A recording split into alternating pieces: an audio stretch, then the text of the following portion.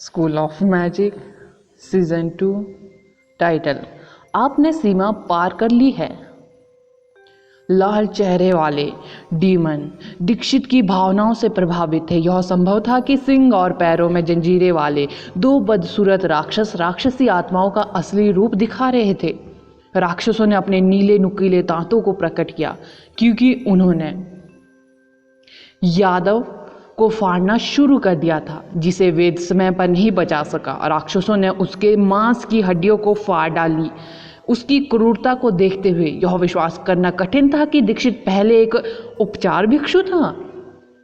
यादव की पीड़ा की चीख मैनिंग पर्वत पर गूंज उठी। उसके शरीर के अंग इधर उधर बिखरे हुए थे। यह उसके अंगों को 5 घोड़ों द्वारा फाड़ दिए जाने से भी बदतर थे।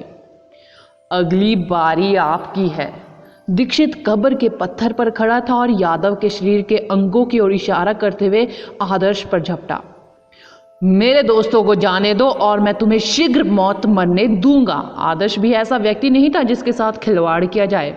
चूंकि वेद ने पहले ही भिक्षुओं को बचा लिया था, आदर्श को अब अपनी ताकत छिपाने की कोई जरूरत नहीं थी। जब उसने देखा कि 2 लाल चेहरे वाले डीमन उसे घेरने और उसकी बाहों को काटने की कोशिश कर रहे हैं, तो उसने एक तिरस्कारपूर्ण मुस्कान छोड़ी। डीमन आत्माएं केवल इस बात का दुरुपयोग कर रही थी कि बाकी लोग उन्हें नहीं देख सकते। एक बार जब उन्हें देखा गया तो वे किसी के लिए खतरा पैदा करने में सक्षम नहीं थे। न केवल 2 लाल चेहरे वाले डीमन बेहद धीमे थे, वे अटैक करने के लिए पूरी तरह से अपनी क्रूर ताकत पर भरोसा कर रहे थे। आदर्श फ्लाइंग शैडो के साथ अटैकों से आसानी से बच सकता था। कुछ दूरी बनाने के बाद आदर्श ने अपना पैर दबाया और एक ब्लैक शैडो का पैटर्न बनाया। 6 विशाल शैडो स्पाइक्स उसके सामने प्रकट हुई। अपने हाथ की एक लहर के साथ विशाल शैडो स्पाइक सीधे लाल चेहरे वाले डिमनों पर उड़ गए। उनमें से प्रत्येक के लिए 3 स्पाइक्स थे। कीलों ने उनके गले को सील कर दिया, उनकी कमर को कीलों से ठोक दिया और उनके दाहिने पैर को दबा दिया। कांटों से उत्पन्न शैडो रस्सी लाल चेहरे वाले डिमनों के चारों ओर कसकर लिपटी हुई थी। आदर्श के पास 2 डिमनों के साथ बर्बाद करने के लिए कोई समय नहीं था। जैसे ही उसके बाएं और दाएं हाथ जल उठे, उसने अपनी निगाहें घुमा ली। उसने अपनी बाईं मुट्ठी आगे की ओर फेंकी और समाधि स्थल पर एक विशाल अग्निमय मुट्ठी चलाई। पंखे के आकार की लपटों ने शापित पैटर्न के आधे हिस्से को भस्म कर लिया। दीक्षित अभी भी हवा में तैर रहा था। उसका काला शरीर आदर्श के ऊपर मंडराया और उसकी उंगली की ओर इशारा किया। इससे चारों ओर खूनी चमक फैल गई, मानो वह कोई शैतानी मैजिक कर रहा हो। ऐसा कोई तरीका नहीं था कि जिससे आदर्श दीक्षित को अपना शैतानी मैजिक चलाने का मौका दे सके। उसके दाहिने हाथ पर जल रही फायर की लपटें उसका सच्चा घातक प्रहार थी। चूंकि दीक्षित उसके ठीक ऊपर था, उसने तुरंत अपनी दाहिनी फिस्ट आगे की ओर फेंक दी। ड्रैगन के रूप में आग फूट पड़ी। आकाश में उड़ते उग्र ड्रैगन स्तंभ दीक्षित की क्षुद्र रक्त प्रकाश के बहुत विपरीत थे। दीक्षित को उम्मीद नहीं थी कि आदर्श उसके समान उम्र का होने के बावजूद इतनी जबरदस्त कल्टीवेशन रखेगा। उसने तुरंत अपना पैटर्न बनाना बंद कर दिया और चकमा देकर एक तरफ चला गया। जैसे ही उग्र ड्रैगन आकाश में उठे, फैलती हुई लपटों ने अभी भी दीक्षित को पकड़ लिया, जिससे वह जलने लगा क्योंकि आदर्श ने फिश से वह आकाश में बहुत ऊपर गिर गया था। टेलेकिनेसिस। आदर्श ने गहरी चांदी की चमक के साथ स्पंदित होकर अपना ध्यान केंद्रित किया। दीक्षित आदर्श की उग्र मुट्ठी से उड़कर गिर ही रहा था कि मायावी पंजे ने उसे पीछे खींच लिया। गिरता हुआ अटैक। पंजे ने दीक्षित को बड़ी ताकत से जमीन की ओर खींच लिया। टक्कर काफी जोरदार थी। दीक्षित स्पष्ट रूप से उत्कृष्ट शारीरिक क्षमता वाला प्राणी नहीं था।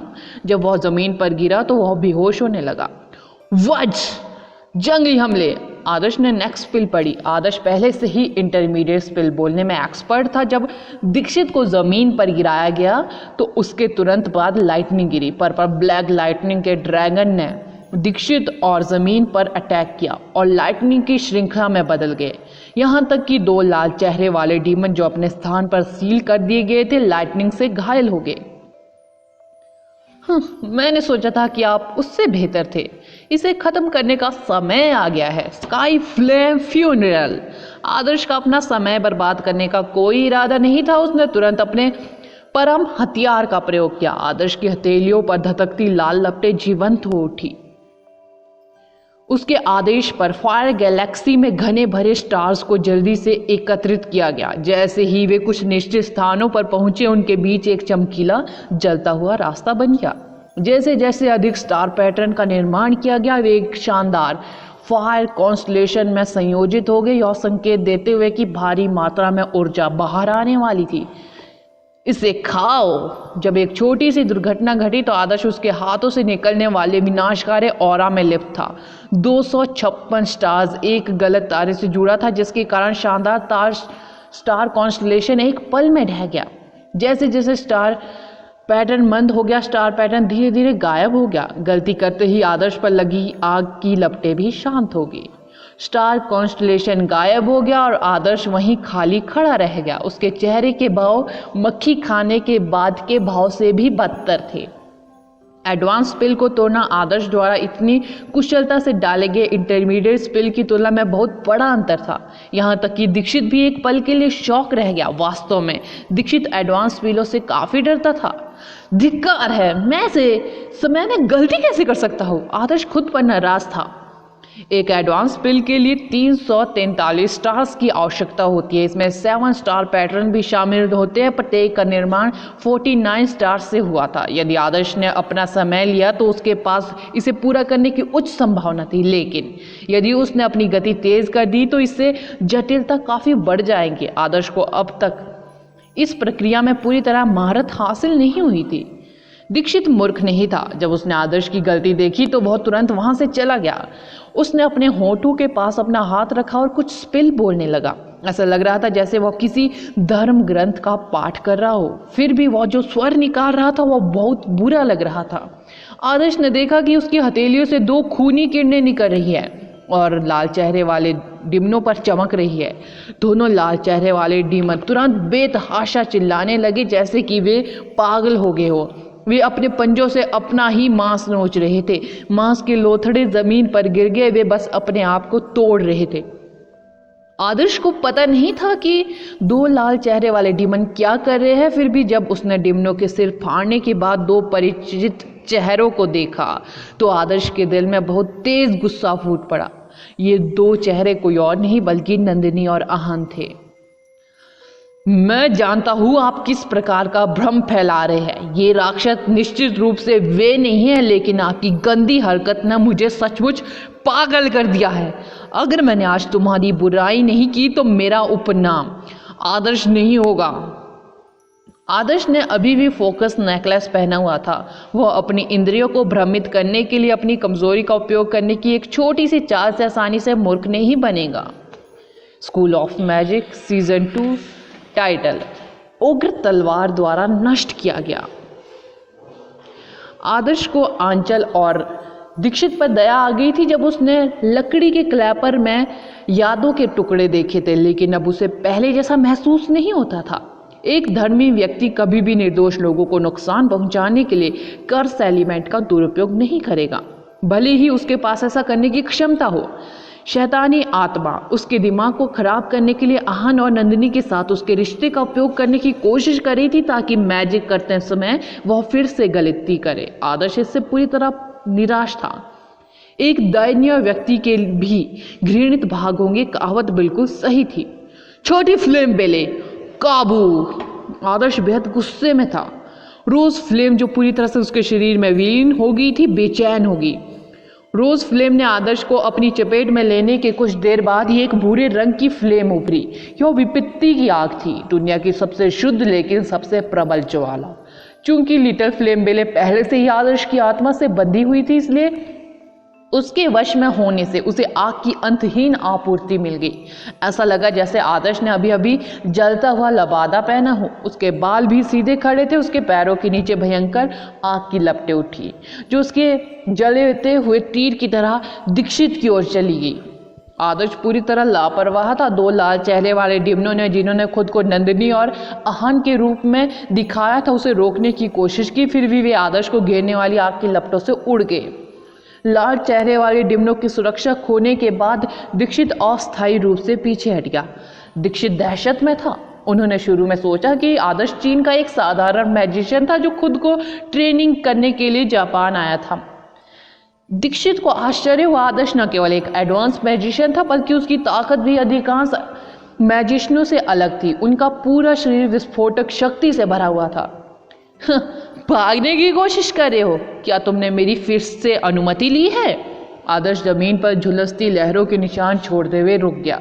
उसने जानबूझकर दीक्षित पर फायर फिस्ट का निशान नहीं बनाया क्योंकि वह जानता था कि डीमन आत्मा अभी भी इसके दायरे में थी।